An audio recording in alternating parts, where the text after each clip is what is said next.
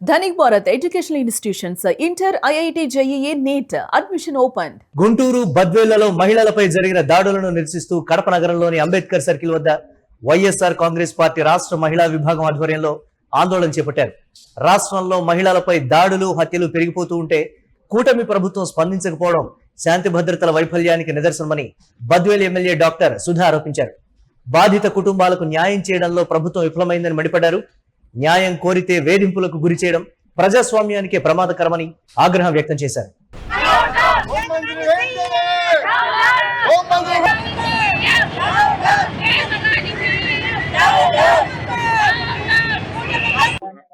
ఈ రోజు మనం గమనిస్తే కూటమి ప్రభుత్వం అధికారంలోకి వచ్చినప్పటి నుంచి కూడా శాంతి భద్రతలు ఏ విధంగా ఉన్నాయో రాష్ట్రంలో అందరం చూస్తున్నాం. వీళ్ళు అధికార పీఠం ఎక్కినప్పటి నుంచి నడి రోడ్లు వినుకొండలో కత్తులు తీసుకొని ఏ విధంగా ఒక వ్యక్తిని ఏ విధంగా నడి రోడ్లు హత్య చేశారో ఆ రోజు నుంచి ఈ రోజు చూస్తే ముచ్చుమరిలో ఒక పాప చంపేసి కాలువలో వేస్తే ఇంతవరకు లేదు.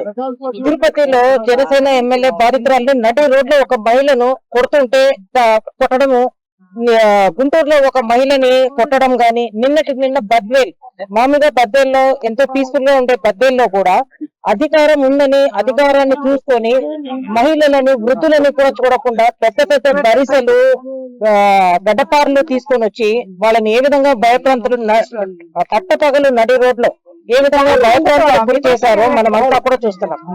ఈ కూటమి ప్రభుత్వం అధికారంలోకి వచ్చిన తర్వాత రెడ్ బుక్ రాజ్యాంగం నడిపిస్తున్నారే తప్ప ప్రజలకు మేలు చేసే పని ఏం చేస్తున్నారు? మహిళలకు 45 ఏళ్ళ అంటే 18 ఏళ్ల నుంచి 50 ఏళ్ల లోపల వాళ్ళకందరికి కూడా ఆర్థిక సాయం అందిస్తామన్నారు, పెన్షన్ ఇస్తామన్నారు. ఎక్కడ పోయింది? వాళ్ళు సాయం చేయకపోగా ఈ రోజు మహిళలకు మాన ప్రాణాలకే భద్రత లేదు. ఖచ్చితంగా మేమందరం కూడా ఈ రోజు రాష్ట్రం అంతా కూడా మా పార్టీ అధినాయకుల పిలుపు మేరకు, జగన్మోహన్ రెడ్డి గారి పిలుపు మేరకు అందరం కూడా శాంతి భద్రతలు నెలకొల్పాలా, మరి ముఖ్యంగా మహిళల ప్రాణాలను కాపాడవలసిన బాధ్యత ఈ ప్రభుత్వానికి ఉంది. అందులో మహిళా హోమ్ మినిస్టర్ గారు ఉన్నారు, ఖచ్చితంగా స్పందించాలా. ఈ విధంగా అందరి మీద ఇట్లా అరాచకాలు అన్యాయాలు జరుగుతా ఉంటే ఏం చేస్తా ఉన్నారు? తర్వాత ఇంకొక వింత విషయం ఏంటంటే, ఎక్కడి నుంచో వచ్చి బద్వేల్లో ఆ వృద్ధ దంపతుల్ని వాళ్ళు కొట్టడం కాకుండా పోలీసు వాళ్ళు ఇద్దరి మీద కేసులు నమోదు చేశారు. బాధితుల పట్ల నిలబడాల్సిన పోలీసులు ఇద్దరి మీద కేసులు పెట్టడం ఏంటో మాకు కూడా అర్థం కావడంలా. ఖచ్చితంగా న్యాయం చేయాలా, మహిళల మాన ప్రాణాలను కాపాడాల్సిన బాధ్యత ఈ ప్రభుత్వానికి ఉంది. దాని మీద వాళ్ళు కూడా వివరణ ఇవ్వాల్సిన అవసరం ఉంది అని మేము కూడా మా పార్టీ తరఫున ఖచ్చితంగా డిమాండ్ చేస్తున్నాం.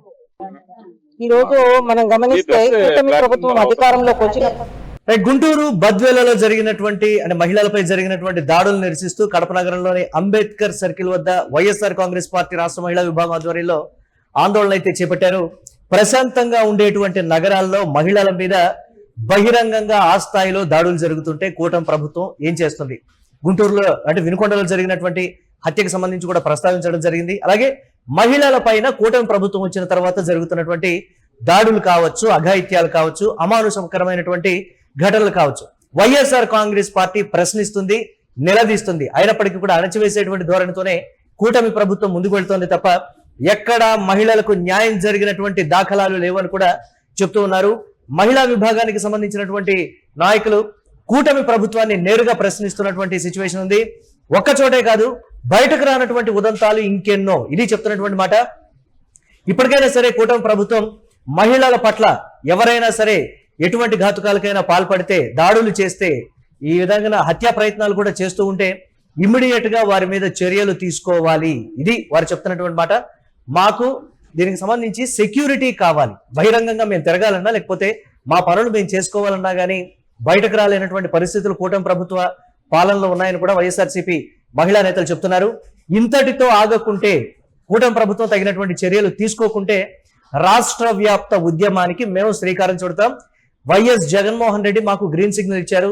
దీనికి సంబంధించి ఒక కార్యాచరణను కూడా త్వరలోనే రూపొందిస్తాం. ఈ లోపల కూటమి ప్రభుత్వం మహిళల మీద దాడులకి, అఘాయిత్యాలకు పాల్పడినటువంటి వారిపై కఠిన చర్యలు తీసుకోకపోతే మాత్రం ఆ ఉద్యమాన్ని మహిళా ఉద్యమాన్ని మీరు తట్టుకోలేరు అనేటువంటి రీతిలో ఇచ్చినటువంటి హెచ్చరికను కూడా మనం చూస్తున్నాం. చూడాలి కూటమి ప్రభుత్వం ఎలాంటి నిర్ణయం తీసుకుంటుందో దీనిపై.